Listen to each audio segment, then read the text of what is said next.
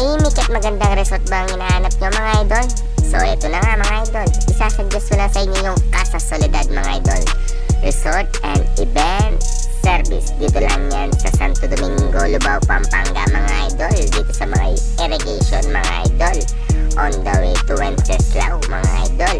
At eto na nga mga idol, pambungan na pambungan yung mga idol. Casa Soledad, ayun yung number mga idol. Kung may katanungan pa kayo mga idol, kontakin nyo lang yung mismo may-ari ng resort mga idol.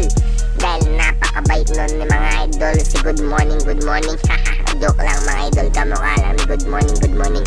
At eto na nga mga idol, dahil mura na mga idol, murang-mura na, talagang tahimik at maganda pa yung resort mga idol. Sa mga kwarto pa lang sa room nila mga idol, hindi ko sila na video pero nakita ko kanina mga idol, napakaganda. At ito yung event place nila mga idol. Tignan nyo naman, napakaluwag mga idol. At pupuntahan ko natin yung mga bathroom nila mga idol. Dito sa pala sa kabila, may dalawang room sa bathroom mga idol. At sa kabila, meron na naman, ito yung pool nila mga idol. May dalawang pool mga idol para sa mapambata at para sa mga matatanda mga idol.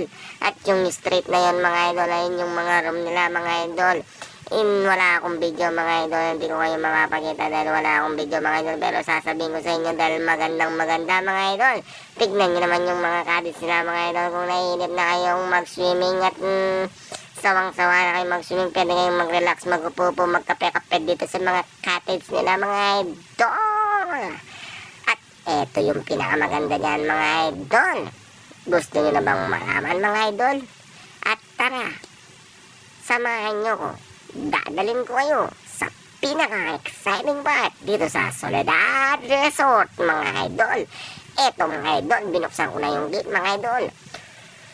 Kapag nagpabook ka dito sa resort ni Soledad mga idol, pwede kang kumuha ng mga isda mga idol. Lahat ng nakuha mo sa'yo na mga idol ay yung pinakamaganda sa Soledad Resort mga idol.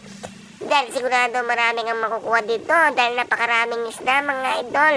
Tignan nyo naman mga idol, pwede pang minum dun sa kubo mga idol, kaso nalalasak na. Ay hindi lang mga idol, sorry mga idol.